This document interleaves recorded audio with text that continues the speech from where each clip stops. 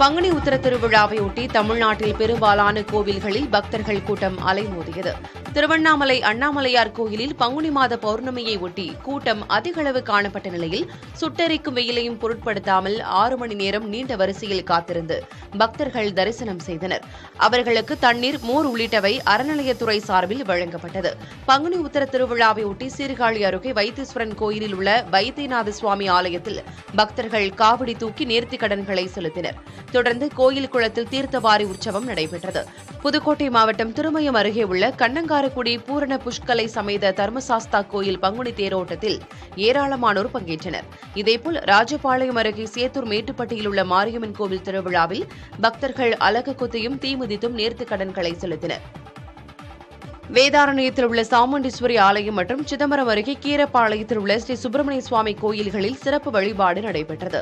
ராணிப்பேட்டை கலவை அருகே உள்ள சோமநாதீஸ்வரர் திருக்கல்யாண வைபவத்தில் திரளானோர் கலந்து கொண்டனர்.